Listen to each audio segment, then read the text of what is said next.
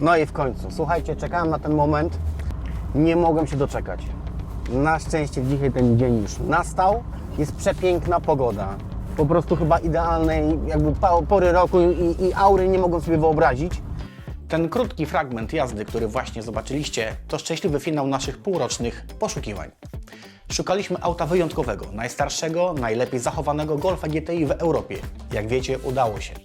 Ale dziś chcę Was zaprosić na film, który opowie całą historię tego, jak do tego doszło. W proces poszukiwań zaangażowana była niemal cała redakcja Classic Auto. Miesiącami przeczytywaliśmy ogłoszenia, kontaktowaliśmy się z handlarzami z całej Europy.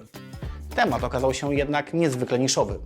Choć Golfów pierwszej generacji powstało niemal 500 000, a w samym pierwszym roku produkcji złożono 36 000 zamówień, znalezienie egzemplarza w pełnym oryginalnym stanie graniczyło cudem.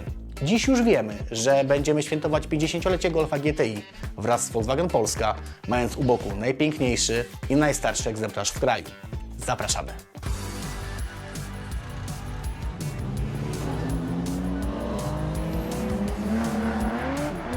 Witamy na kanale YouTube magazynu Classic Auto. Partnerem projektu jest Volkswagen Polska. Oto Piotr Adamczyk. W środowisku motoryzacyjnym znany szerzej jako papież. To człowiek, który o mechanice wie niemal wszystko. Szlify zdobywał w autoryzowanym serwisie Volkswagena, by z czasem postawić na swoim i otworzyć własny, specjalistyczny warsztat. Choć na co dzień Piotr kojarzony jest z miłością do aut z epoki PRL-u, był jednym współzałożycieli Muzeum Skarb Narodu. W jego prywatnej kolekcji można znaleźć pierwszego Malucha, Kanciaka i Borewicza, a jego wiedza o marce z Wolfsburga jest nie do przecenienia. Właśnie dlatego pół roku temu redakcja Classic Auto zwróciła się do niego z prośbą o wsparcie. Piotr miał stać się merytorycznym filarem operacji znalezienia i sprowadzenia do kraju idealnego Golfa GTI pierwszej generacji. Dzień dobry, jest godzina 6, wyruszamy dzisiaj do Szwajcarii. Mamy jeden samochód wypatrzony specjalnie na tą okazję, czyli na 50. urodziny Golfa GTI. Nie jest to oczywiście jeszcze pewne, czy my go na pewno kupimy, bo po drodze obejrzymy jeszcze kilka innych samochodów. Zobaczymy sobie, jak wygląda rynek Golfa GTI. Zobaczymy, w jakim stanie są te samochody, co oferują sprzedawcy i jak wygląda rynek, bo jeżeli wiecie o tym, no to rynek jest dosyć mocno przebrany i ciężko znaleźć ładnego Golfa GTI. Tego, którego znaleźliśmy w Szwajcarii, mamy nadzieję, że będzie ładny, że tak jak wygląda na ogłoszeniu. Mamy cały sprzęt, mamy czujnik grubości lakieru, więc zobaczymy, czy był remontowany, mamy trochę narzędzi ze sobą. Sprawdzimy wszystko specjalnie. Tą wycieczkę też jedziemy oczywiście Volkswagenami. Mamy 2 samochody w naszej ekipie, obydwa są 4-napędowe. No i oczywiście, jeżeli nam się wszystko uda, no to będziemy ciągnąć go na haku, na lawecie.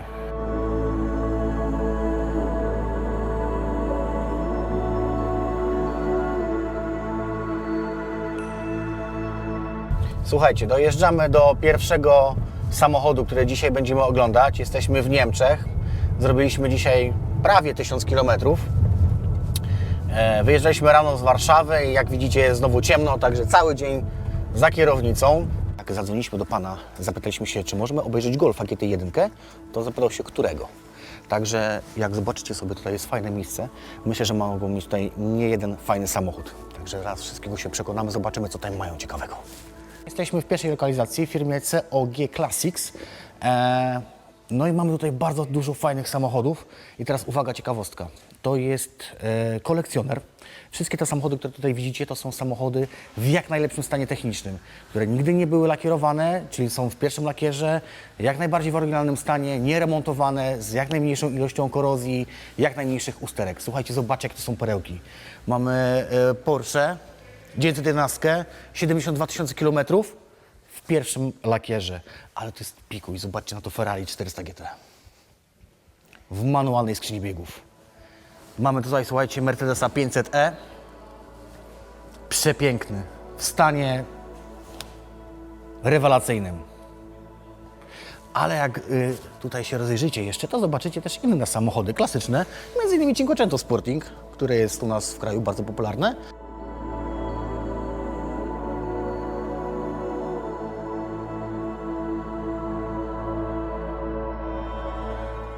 Samochód pochodzi z rynku włoskiego. Pan go sprowadził od pierwszego właściciela. To jest rok 79, natomiast rejestracja jest 80.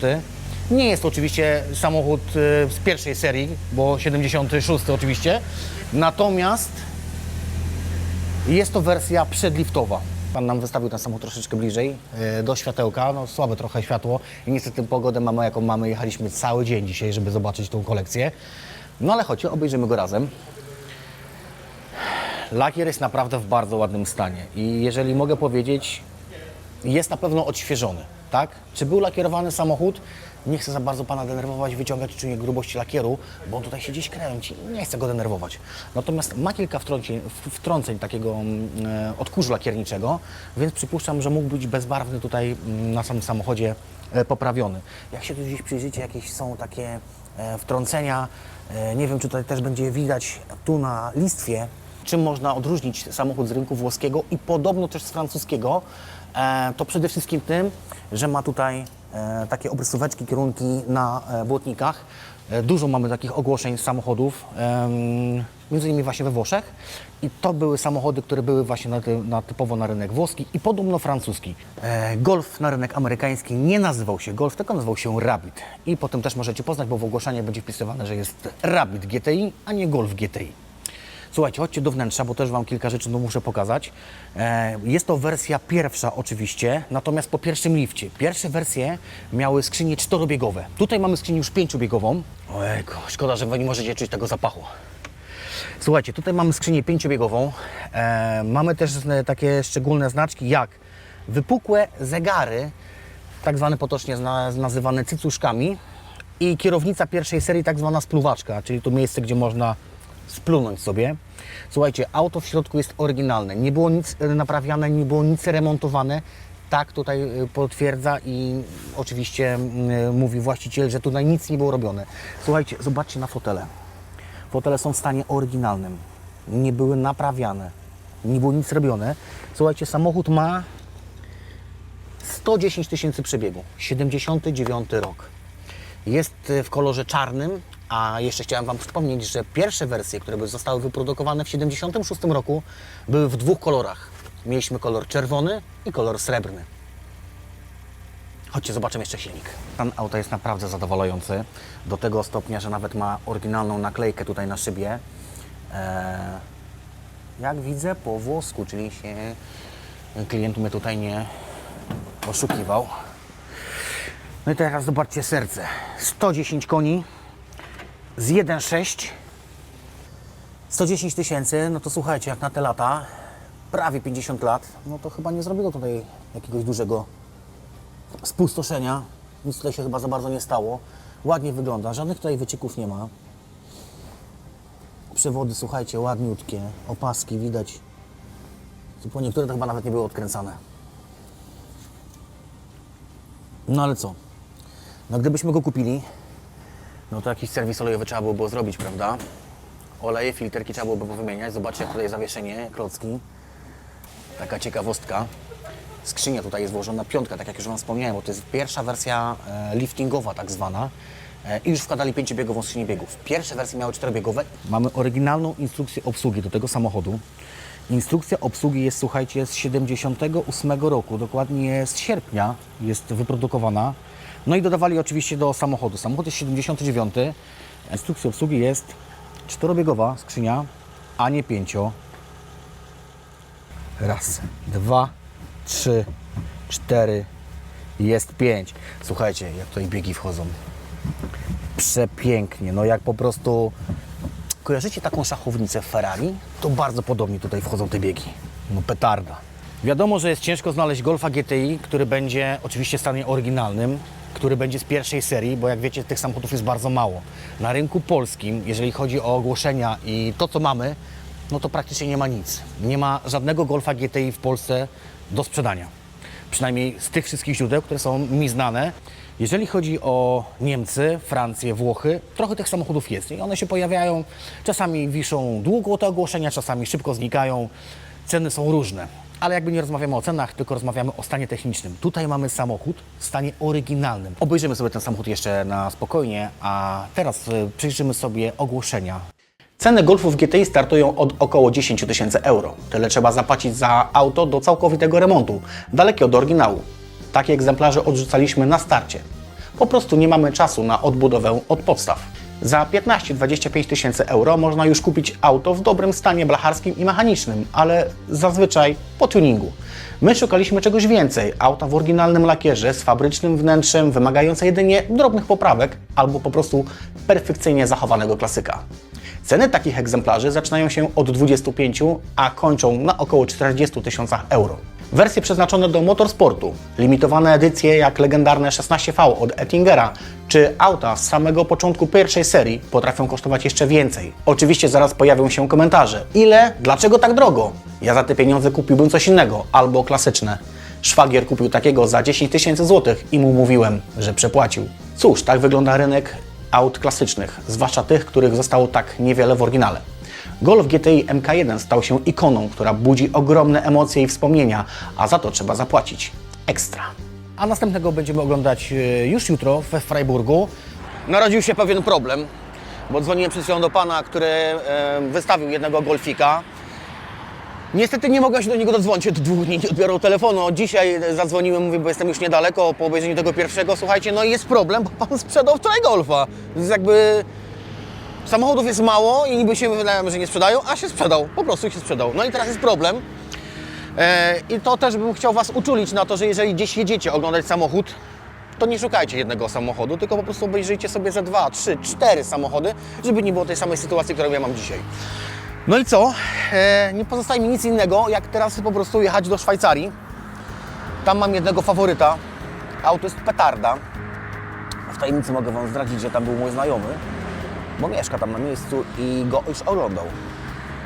Mówi, że jest fenomenalny. Auto jest po pełnym remoncie, blacharsko-lakierniczym, mechanicznym, wnętrza, wszystko. Auto jest praktycznie katalogowe, jest idealne. Ale mówi, Piotr, przyjedź, zobacz go sam. Także nie pozostaje mi nic innego, ja po prostu jadę dzisiaj do Szwajcarii. Nie mam lawety ze sobą, ale dzięki auta CH laweta już tam na mnie czeka. Więc jeżeli wszystko będzie grało i ten samochód będzie faktycznie taki, jak obiecują, no to ja go dzisiaj po prostu tam kupię, nie?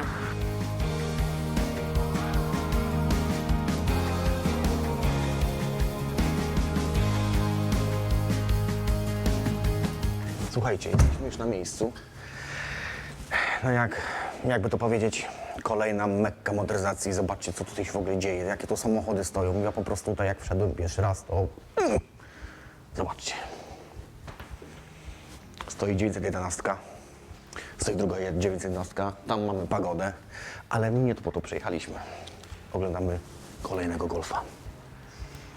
No i już mogę wam coś powiedzieć więcej, bo porównując strukturę lakieru do tego czarnego, którego oglądaliśmy tam trochę wcześniej, no to tutaj już widać, że ten lakier jest dużo ładniejszy.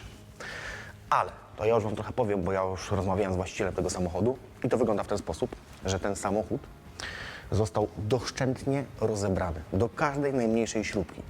Nadwozie zostało wypiaskowane, wyremontowane, na nowo został lakier położony, calusieńki samochód został wyremontowany. Ale to nie tylko to, bo wnętrze w tym samochodzie też zostało wyremontowane. Pamiętacie tamtego pierwszego? Tamten też miał oryginalną tapicerkę, natomiast w tym została wyremontowana. Ale mało tego, ten samochód dostał certyfikat z Volkswagena. I to nie jest zwykły świstek papieru, który sobie możecie włożyć w teczkę czy cokolwiek. To jest certyfikat, który potwierdza, że ten samochód został wyremontowany na oryginalnych częściach, że wszystkie części nie są jakimiś podróbkami, tu nie ma żadnych w ogóle dyskusji. Samochody, które są remontowane w Szwajcarii, no to nie są takie remonty, słuchajcie, jakby to powiedzieć, na odwal się. To naprawdę wszystko było zrobione perfekt. Silnik został wyremontowany, zawieszenie zostało wyremontowane, wszystko. Tu niektóre części we wnętrzu tego samochodu, tak jak gałka zmiany biegów, czy niektóre tutaj elementy, zostały wymienione na nowe. Od razu mówię. Także i to nie podróbki, tylko oryginalne części Volkswagena. Kolejna rzecz, którą wam muszę powiedzieć, to jest pierwsza seria, czyli 77 rok produkcji tego samochodu, bodajże sierpień. I teraz coś wam pokażę. Raz, dwa, trzy, cztery i nie ma piątki. nie ma piątki. To jest 4-biegowa skrzynia biegów, czyli pierwsza seria. Oczywiście mamy znowu cycuszki, mamy znowu spluwajkę. Kierownica, słuchajcie, kurde, pachniutka. Uj, słuchajcie, no jakby nie mogę Wam opowiadać znowu tego zapachu w samochodzie. Jest po prostu nowy. On jest nowy. Nowy. Chodźcie, pokażę Wam pod maską, co się dzieje. Można? Można? Zobaczcie, wszystkie elementy tutaj. Wężyki, proszę bardzo, nowe opaski, wszystko zostało wyremontowane. Mówię, ten samochód został rozebrany do najmniejszej śrubki. Proszę bardzo, tutaj też jest nowa część. Widzicie? Oryginalna Volkswagen. I tu mamy, do czego jest, po włosku, Lugano. Generalnie szukaliśmy jak najładniejszego modelu. Obejrzeliśmy dużo ogłoszeń, no i generalnie tutaj jakby nie ma dyskusji. To jest najlepsze auto, najładniejszy stan. Mimo że został wyremontowany, chcielibyśmy, żeby był oryginalny, natomiast wiecie sami, nie da się. Auto ma 50 lat. I jeżeli nam się to wszystko uda, to będzie najstarszy Golf GTI w Polsce. Zabieramy go dzisiaj, czy nie? Nie zabierzemy, musimy jechać po lawetę.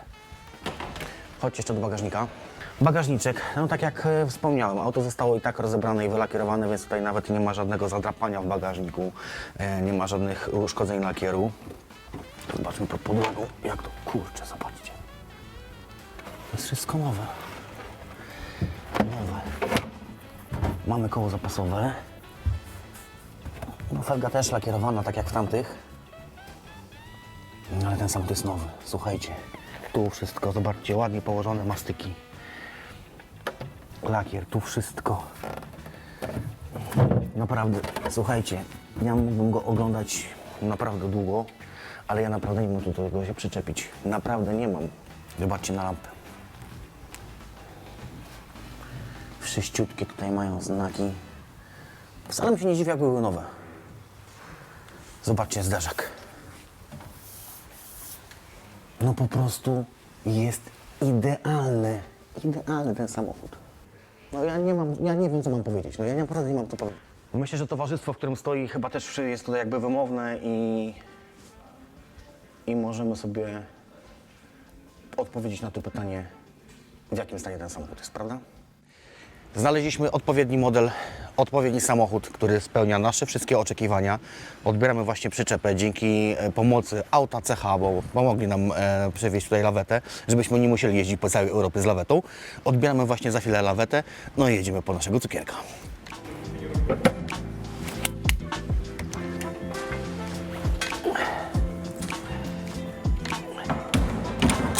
Jesteśmy w siedzibie auta CH, jesteśmy u Damiana. Cześć, dzień dobry. Dziękuję w ogóle za pomoc i zorganizowanie lawety, bo dzięki niemu mamy czym przywieźć golfika. Damian, słuchaj, ja mam do Ciebie w ogóle pytanie. Jak wygląda sprowadzenie auta ze Szwajcarii? Bo jak wiadomo, no nie jest to w Unii Europejskiej i troszeczkę inaczej to wygląda. Tak, no bo pewnie porównujesz, że nie jesteśmy w Unii, czyli z Niemiec inaczej, tam powiedzmy Holandia i tak dalej.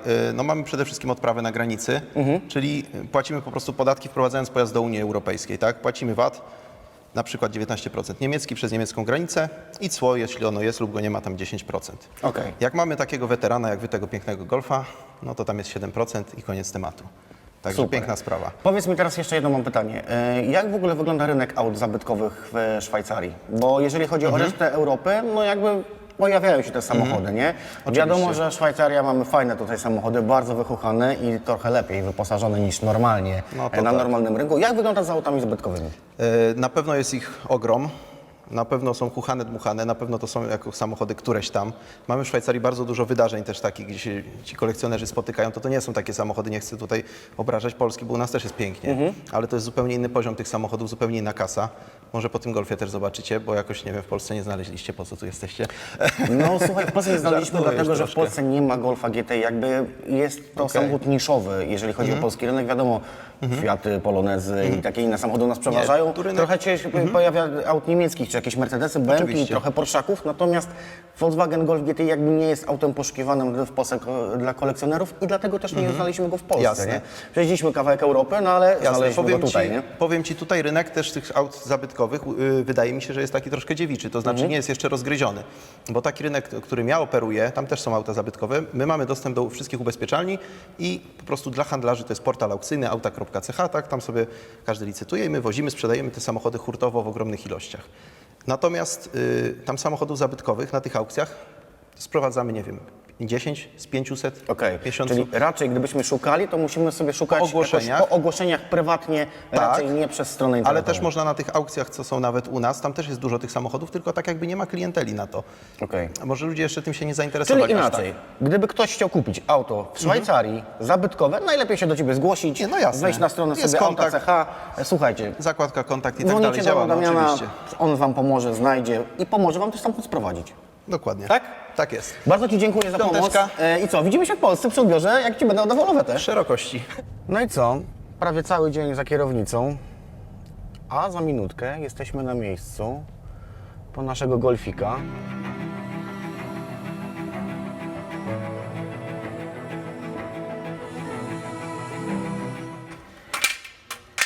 Słuchajcie, tu mam podkładeczki. Na razie może zostawimy tą, ale założymy. To się nam tutaj tak łatwo, słuchajcie, nie zmieści. Ale dobra, zostawimy to tak. Lepiej, co? Ale to nie wszystko. Mam jeszcze jedną naklejkę.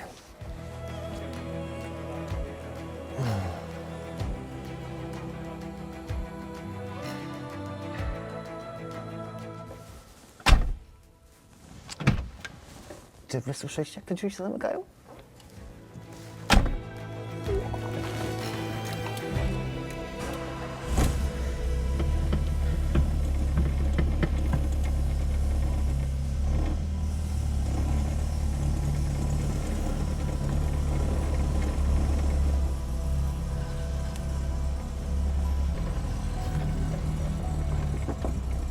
Pakujmy tego cukierka i zabieramy go jak najszybciej, stąd żeby się nie rozmyśleli.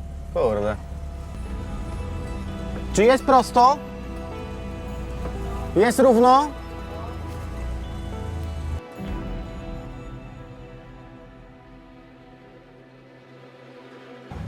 Dobra, słuchajcie, on jest tylko tak na szybciutko zapakowany, bo nie możemy tutaj długo zostać, bo tu jest parking mieszkańców, tu ludzie się non-stop kręcą. Nie możemy tutaj zostać, więc wyjedziemy nim tam na parking i sobie go zaraz przełożymy na prawidłowo. Chodźcie.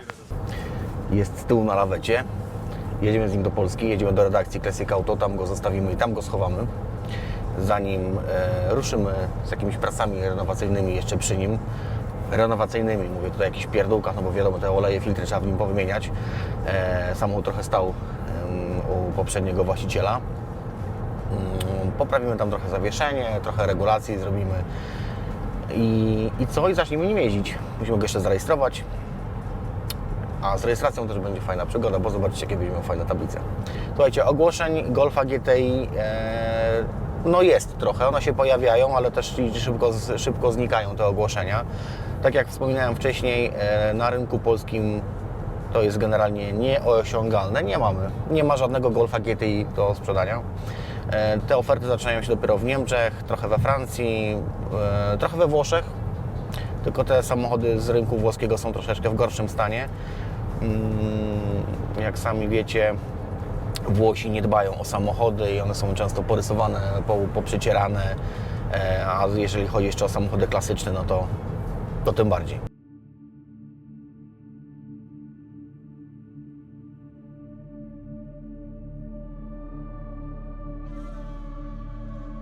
Całe szczęście pogoda nam dopisała w drugą stronę.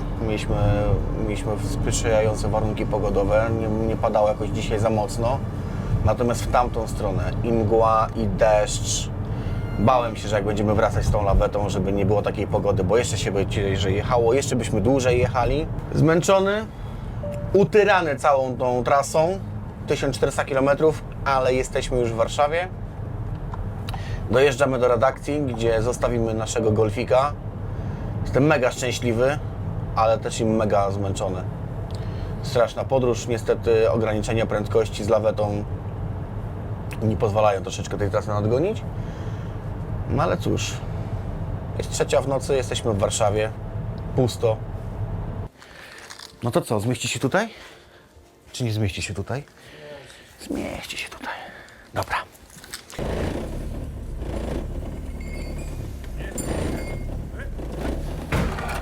Opa!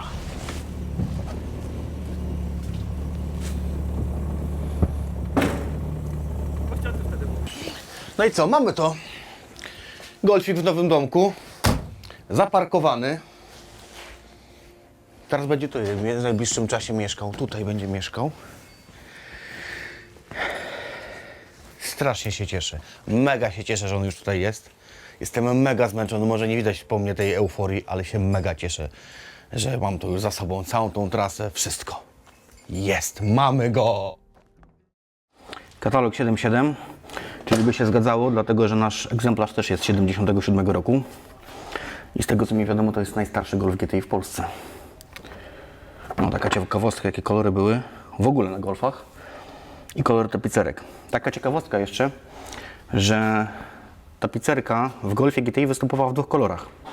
W pierwszej serii były dwa kolory. Był czerwony i srebrny. Srebrny taki jak tutaj dzisiaj u nas stoi. I w srebrnym kolorze była jasna tapicerka, jasna krata. W czerwonych była czerwona. Czasami ludzie mylą i mówią, że to było w poliftowych. Nie, po prostu były dwa kolory. Tutaj mamy katalog jako historię, z której możemy skorzystać. I tu mamy też katalog. Wszystko się zgadza, nie? Mamy tą pierwszą kierownicę. Mamy Pepitę, kratę tą taką czerwoną, jak widzicie w czerwonym egzemplarzu. Emblemat GTI i czerwony emblemat Volkswagena. Natomiast na tym zdjęciu nie podaję, że jak ta szczelina powinna być duża, bo jest zaciemnione. No ale dobrze, że mamy coś, skąd możemy skorzystać. Ale mam tutaj jeszcze jeden katalog z 79 roku i pokażę Wam jedną rzecz bardzo ważną, dosyć istotną, bo ten zderzak, który jest na naszym egzemplarzu, który jest z 77 roku, był montowany tylko przez pierwsze 2 lata. Później w 79 był kolejny lift i w tym lifcie kolejnym zmieniły się już zderzaki na plastikowe. Dołożyli też skrzynię piątkę zamiast 4. I teraz chodźcie, zobaczcie, mamy tutaj 2 katalogi. Zdjęcia są dosyć bardzo mocno identyczne. Przypuszczam, że w tym samym miejscu były robione. Ale zobaczcie sobie, jak to wygląda. Kiedy mamy zderzak z pierwszej serii, który był montowany tylko 2 lata i potem ten plastikowy. No myślę, że ten pierwszy był fajniejszy. Taki sauté. Ja już wstępnie skończyłem montaż tego spoilera, tej dokładki. Zaraz biorę się za demontaż lamp, bo jak zobaczycie sobie, one są delikatnie takie przydymione. Przypuszczam, że no postój tego samochodu, klimat, w którym stał, nie wiem, wilgoć czy coś takiego powodowała taką szarą, taki nalot. Postaram się to jakoś wyczyścić, zdemontować. A tam w tle słyszycie Kubę, który robi tutaj największą robotę. Chodźcie, bo Kuba robi cały detailing tego samochodu. Ale o tym wszystkim to już opowie Wam Kuba, a ja biorę się za demontaż lamp.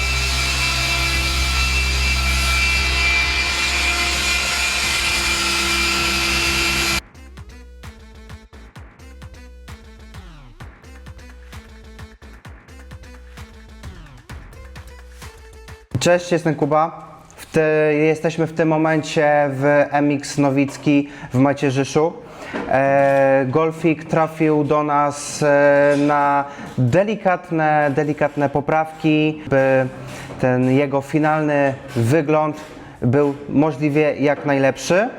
Szczerze, po umyciu auta jestem w szoku, w jak dobrym stanie, jak na 49-letnie auto jest ten egzemplarz, bo zdarzały się nowe auta marek premium, które jako nowe przyjeżdżały w gorszym stanie. Natomiast jeżeli chodzi stricte o naszą robotę, to dużo tu nie było tak naprawdę do zrobienia. Na pewno zrobiliśmy pełny proces dekontaminacji lakieru, tak? Czyli usunęliśmy wszelką smołę, która potrafi gdzieś tutaj w dolnych partiach auta, często od linii opon, odkładać się w formie takich czarnych kropek. Oczyściliśmy cały lakier z drobinek metalicznych, które są po prostu wszędzie w powietrzu, siada to na lakier i często tego nie widać, ale wystarczy przejechać sobie dłonią po lakierze delikatnie, opuszkami palców i czuć często, że ta struktura jest taka chropowata. To oznacza, że tych opiłków potrafi być całkiem sporo na lakierze. No i na koniec finalna glinka, żeby ten lakier oczyścić. Przy okazji komora silnika była ładna, czysta, troszkę była zakurzona, widać było, że tutaj po prostu woda plus kurz miały dostęp, więc to na szybko ogarnęliśmy. Dressing tutaj też już zdążył pójść na wszystkie elementy, żeby po prostu wyglądało to ładnie, świeżo. Dressing jest produktem, który po prostu ma za zadanie w pewnym sensie jakby odżywić materiał, żeby wyglądał świeżo. Często mają właściwości przyciemniające, dzięki czemu ta czerń elementów plastikowych jest głęboka, jest przyjemna dla oka, zamiast takich bladych, szarych bądź nawet fragmentów, bądź nawet przebarwień. W tym momencie jedyne, co nam zostało, to tył auta oraz ten bok, żeby wykonać jeszcze tutaj korektę jednoetapową na lakierze.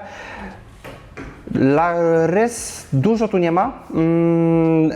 tu nie ma, widać, że to auto było zadbane, bądź jakiś czas temu, być może korektę, być może jakieś lakierowanie przechodziło, ale naprawdę lakierniczo jak na wiek to auto jest w naprawdę świetnym stanie. Ta korekta jednoetapowa tak naprawdę jest tylko taką wisienką na torcie, no bo mówię, jedyne co, dużo walki było z maską, ponieważ ktoś się naprawdę postarał, jeżeli chodzi o odnowienie tego lakieru, bo pod względem twardości lakieru, pod względem trudności jego obróbki maszyną polerską było bardzo dużo problemów. Na koniec, po korekcie, jeszcze dodatkowo na lakier nałożymy wosk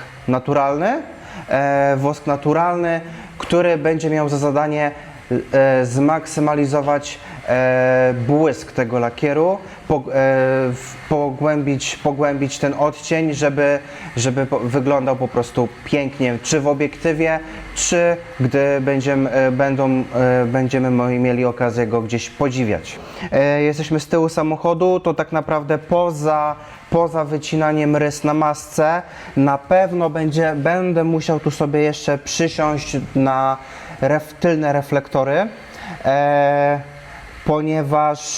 ponieważ są na pewno bardzo zmęczone, bardzo porysowane i patrząc na tył tego samochodu bardzo by to psuło efekt finalny, więc no tak tego zostawić nie można. I wisienką na torcie jeszcze tu są szyby. Tak naprawdę te szyby są w najgorszym stanie tak naprawdę. Widać, że tutaj w trakcie pełnej renowacji, jakie przechodziło to auto, to był jedyny element, który nie został uwzględniony przy wymianie bądź naprawie, dlatego jak możecie zobaczyć, są w naprawdę opłakanym stanie, ale my będziemy to w stanie bez większych problemów usunąć. A co tam masz? W międzyczasie, jak opowiadasz, to może powiedz, czy damy radę to wyczyścić jakoś, bo jak widzisz jest zaszło taką Aha, parą, widzę. takim czymś szarym, no to wiesz co, z zewnątrz tak nie fajnie wygląda. To prawda, no ewidentnie to jest po prostu nazbierany kurz, który osiadł na szkle. Jest na to sposób, można pokombinować. Wiesz co, bo ja tak na szybko przyjrzałem się Tak, tutaj, tak, to tak. kiedyś w starszych samochodach była możliwość wymiany samego klosza, nie? Czyli odbłyśnik jakby zostawał, klosz można było wymienić. Tutaj przyglądam się na ten reflektor, jakby no nie widzę, żeby tutaj była taka możliwość, więc teraz pytanie, czy co, będziemy się dostawać przez tutaj miejsce montażu żarówki, czy Powiem tak. masz na to inny jakiś sposób? Na pewno można by zobaczyć, czy jest możliwość, przekminić, czy można go rozebrać. Jeżeli nie ma takiej możliwości, można spróbować w taki sposób powalczyć z tym kurzem, że tutaj w miejscu otworu na żarówkę, przez ten otwór wrzucimy jakieś niewielkie kawałki materiałów mikrofibr, przykładamy w ten sposób przykładamy pistolet od sprężonego powietrza. I robi się taka praleczka. Dokładnie.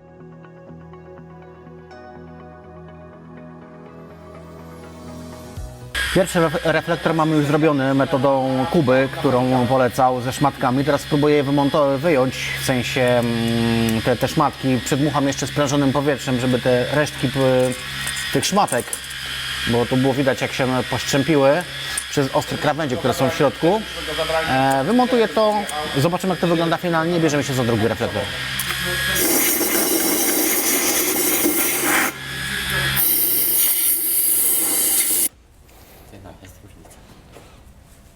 No i jak widać efekt?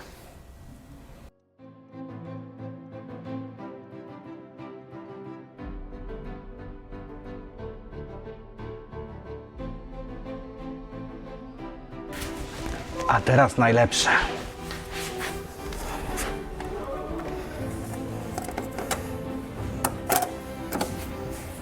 Dobra, montujemy tu podkładkę pod tablicę. Jak widzicie, nie ma tutaj żadnej ochronki lakieru, a że auto było po renowacji, teraz jest po korekcie lakieru. Szkoda, żeby ten lakier się nie zniszczył, więc podkleiłem ramkę pod tablicę rejestracyjną taśmą dwustronną, żeby po prostu ten lakier się nie zniszczył pod tą ramką, a ramka, kiedy będzie pracowała, żeby te drgania po prostu nie uszkodziły lakieru. Skręciłem koła po to, żeby sprawdzić, czy dojdę do zacisku hamulcowego, żeby nie ciągać kół. Spróbujemy teraz upowierzyć układ hamulcowy, ale zaczynamy to od tylnej osi, bo zakładamy taką zasadę, że odpowietrzamy koło najdalej odsunięte od pompy hamulcowej. Pompę hamulcową mamy z przodu po lewej stronie, więc zaczynamy od koła najdalej, czyli tylne prawe koło. Zanim podniesiemy samochód do góry, poluzujmy sobie śrubę od koła, żeby łatwiej nam było zdjąć później. Gdyby przyszło Wam podnosić jakikolwiek samochód, spójrzcie zawsze sobie na próg. Są zazwyczaj takie oznaczenia, gdzie podnosić samochód, żeby nie uszkodzić progu. Te progi są zazwyczaj wzmacniane w tych niektórych miejscach, gdzie trzeba je podnieść, bo gdyby się zdarzyło, że podniesiecie w nieprawidłowym miejscu, można wgnieść próg. A teraz chodźcie, coś Wam pokażę, bo to, że auto z zewnątrz wygląda super, to jest jedna rzecz, ale zobaczcie, jak ten samochód wygląda po zdjęciu koła, jak wygląda zawieszenie, jak wygląda nadwozie od spodu. Wszystkie, słuchajcie, rurki, wszystko zostało zdemontowane, polakierowane, wypiaskowane. Amortyzatory mamy nowe, belka została wypiaskowana, wylakierowana.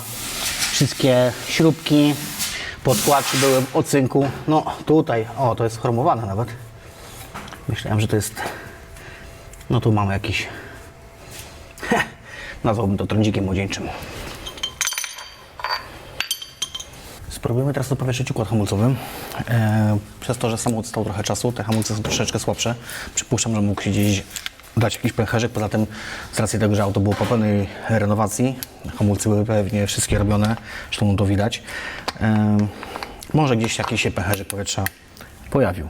Tak jak już wspomniałem, zaczynamy od koła najdalej odsuniętego od pompy hamulcowej i mówię tutaj o starych układach.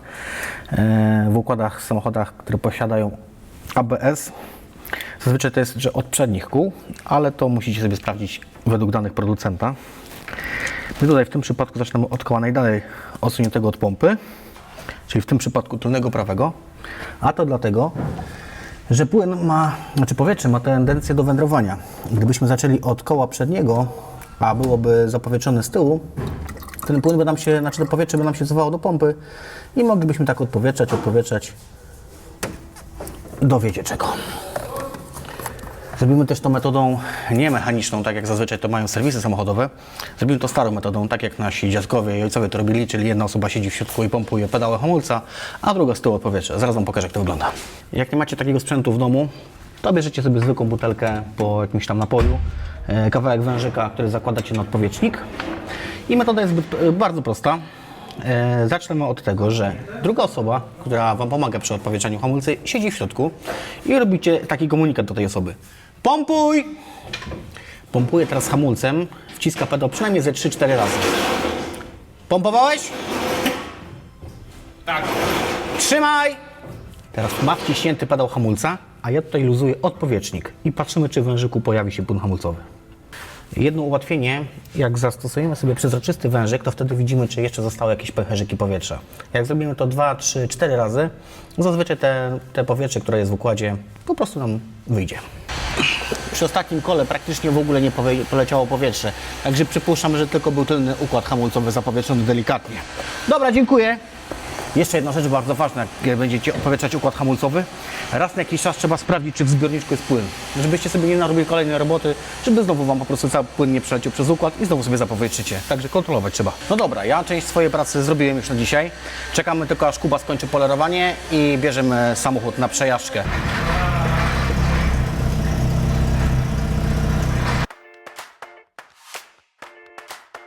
Ten samochód był po remoncie blacharsko-lakierniczym, po remoncie mechanicznym. No ale on był przeprowadzony kilka lat temu. Jakieś tam oczywiście rzeczy trzeba było poprawić. Trzeba było zrobić polerkę, trzeba było zrobić odświeżenie, wyciągnięcie głębi tego koloru. Nowik też przepolerował nam szyby. Szyby, słuchajcie, są oryginalne w tym samochodzie i jak wiadomo, no, prawie 50 lat, no to one były troszeczkę tam porysowane, zużyte. No a dostępność takich elementów jak szyby oryginalne, no już jeszcze jest duży problem, żeby coś takiego znaleźć. I co, jakie moje wrażenia? Zawieszenie sztywno, przed chwilą wjechałem w studzienkę, więc zawieszenie sztywniusieńko. Kierownica chodzi po prostu, no, lalka. No, zresztą kierownica jest obszyta. Wszystko tu jest nowe. Słuchajcie. No i w końcu miałem okazję wrzucić czwarty bieg. Czuć, że to wszystko jest, słuchajcie, na nowych częściach i to musi jakby trochę popracować, ale ja bym tutaj jeszcze kilka regulacji takich przeprowadził. Co do układu kierowniczego, to jakiejś tam dużej pretensji nie mam, bo działa prawidłowo, wszystko jest tutaj ok, natomiast tak jak mówię, ta dźwignia zmiany biegów troszeczkę mogłaby chodzić lepiej. Jak się zbiera? Słuchajcie, jak na 50-letni samochód reaguje na pedał gazu, przyspiesza 110 koni. Na tamte czasy, słuchajcie, na 76, 77 rok, no nasz jest 77, na tamten okres 110 koni w takim samochodzie, słuchajcie, to było coś niewyobrażalnego. Teraz jedziemy na sesję zdjęciową, słuchajcie, do kwietniowej okładki Classic Auto. Oczywiście zachęcam Was do zakupu numeru kwietniowego z tym przepięknym Golfem. Tego Golfa GTI zobaczycie na łamach Classic Auto jeszcze wielokrotnie. Dlatego zachęcamy Was nie tylko do zakupu kwietniowego numeru, ale przede wszystkim do prenumeraty Classic Auto. Link znajdziecie w opisie tego odcinka. Do zobaczenia.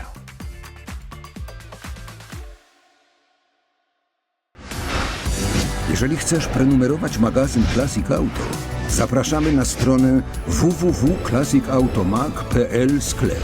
Link znajduje się w opisie tego odcinka.